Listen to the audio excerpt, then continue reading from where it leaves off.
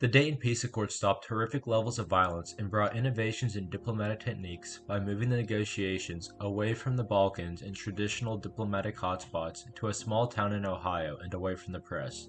Ultimately, skillful and thoughtful diplomacy in Dayton altered the trajectory of the Balkan debate by moving the argument off of the battlefield and into political institutions. The end of the Cold War and breakup of Yugoslavia gave rise to several large-scale conflicts, including the Bosnian War, which started on April 6, 1992. The Bosnian War was complex, messy, and threatened to draw in other countries. The warring parties in Bosnia can be divided into three loose groups. The Bosniak Muslims, led by the Bosnian government and President Alija Izetbegović, the Orthodox Bosnian Serbs, backed by the Serbian government and President Slobodan Milosevic, and the Catholic Bosnian Croatians, backed by the Croatian government and President Franjo Tuđman. Although all three sides committed terrible atrocities before the war would end in 1995, the Serbian faction was by far the most toxic of the three. The casualties of the war were disproportionately Bosniak, killed by militant Serbs who produced dehumanizing propaganda and committed terrible war crimes that would range up to genocide.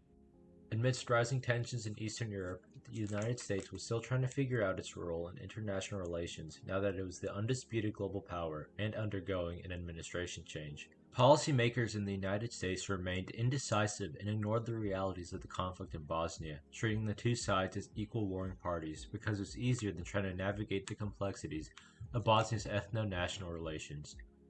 The work was delegated to the European Union and United Nations, which both proved ineffective to managing the conflict despite multiple diplomatic attempts at peacekeeping missions. Since there was no clear answer to stopping the conflict, the US would avoid it and avoid it and avoid it until they could not anymore, and tragedy struck. Enter Srebrenica, July 1995, a small town the UN designated as a safe area in Bosnia.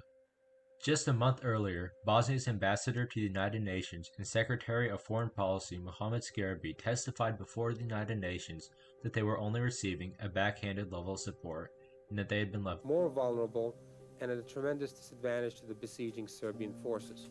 Ratko Mladic was a Bosnian Serb general backed by Serbia who marched his troops into the safe haven and forced the UN Protection Force to hand over control of the territory. Mladic would separate Bosniak men and boys from the women and children. The men and boys were corralled onto buses and transferred to killing fields where they were massacred in a twisted attempt to cleanse Bosnia.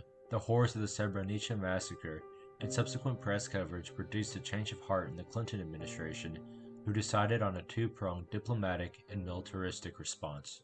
In early August 1995, Richard Holbrooke was chosen by the Clinton administration to be the chief negotiator to bring about peace in Bosnia, as the reputation of U.S. foreign policy was in the balance. He had been an ardent supporter for U.S. action in Bosnia from the start of the war and did not want to fall into the same traps that the European Union and United Nations had earlier.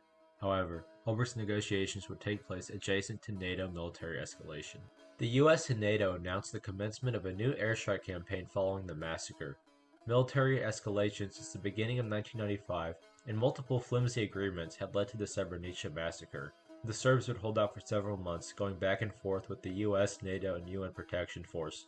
Their crimes would ramp up with the UN forces being taken hostage and the illegal shelling of Sarajevo, and continue to escalate after Holbrooke began diplomacy operations in the Balkans. Holbrooke would start his efforts August 14, 1995 by taking a small team to Europe for 3 months of intense shuttle diplomacy, meaning they would travel between Bosnia, Serbia, and Croatia since the warring parties were reluctant to meet face to face. Although European actors were consulted, it was clear that the Americans were acting very unilaterally and were committed to their strategy.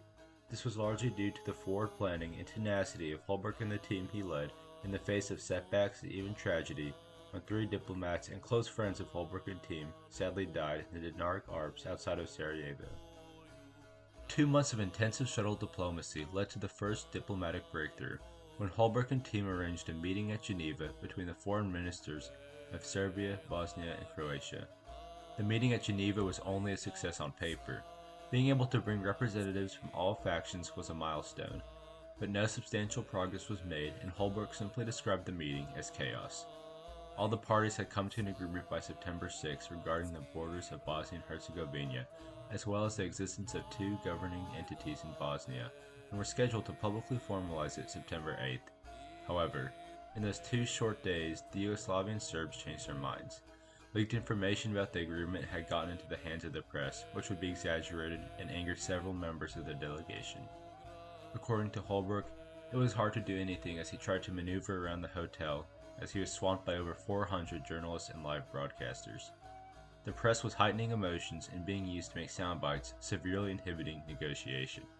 Holbrook coordinated another meeting in New York that also nearly ended up being a complete disaster. Apart from the delegations being disorganized and unfocused again, several U.S. agencies in Washington who had initially remained indifferent to Bosnia as a whole now wanted to be a part of the peace process. This would allow them for more publicity as the peace process had become a widely reported event. The encroachment of agencies such as USAID and the NSC, who sought more control as they were in New York, weakened the flexibility Clinton had granted Holbrook and team that had been the primary factor in bringing about any kind of diplomatic success in Bosnia. Once again, the New York agreement was plagued by last-minute problems and constant pressure from the media, but they managed to ratify a document of further agreed principles on the government of Bosnia. It was clear something was still not working. Nobody would have guessed that a small town in Ohio would have hosted one of the most important negotiations of the 20th century. Holbrook selected the Wright-Patterson Air Force Base in Dayton, Ohio to bring together Presidents Milosevic, Tudjman, and Izbegovic in their delegations. There were 4 buildings, one for each party and one for the mediators, including US and EU diplomats. Each building was extensively renovated and decorated exactly the same beforehand to avoid accusations of favoritism. The airbase allowed Holbrook and team to essentially engage in shuttle diplomacy in a much more convenient space and bring leaders together more effectively and without the overreaching of the press and unnecessary actors. After 21 grueling days of negotiation, the Dayton Peace Accords were initialed in Dayton, Ohio on November 21, 1995.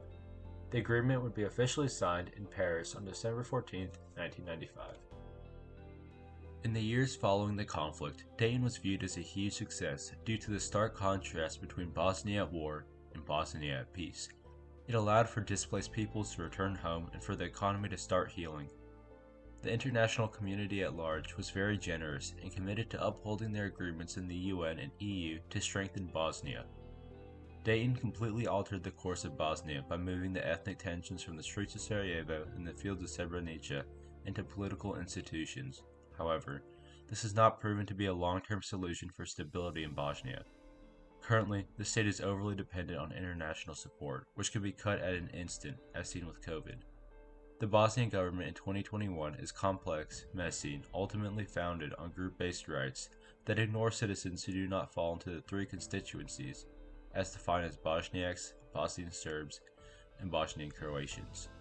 As long as Bosnia is founded on this principle of power sharing between the 3 groups, it can never function as a cohesive state. Although the Dayton Peace Accords halted the deaths of thousands and the US should be proud of its accomplishments within the framework, it is outdated and evidently not a long-term framework for a functioning government.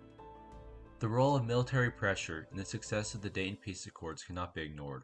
Holbrook confirms that the bombing was not for the negotiations, but that if it affected the negotiations, so be it.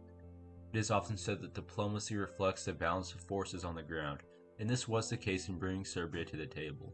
However, the road to the Dayton Peace Accords was a massive rebalance of debate and diplomacy that factored in military developments.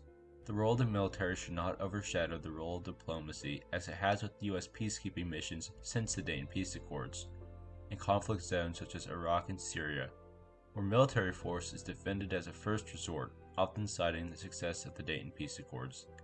Even in Bosnia, the NATO airstrikes were used as a last resort only, and encouraged more brutality from the Serbs before they felt ready to negotiate.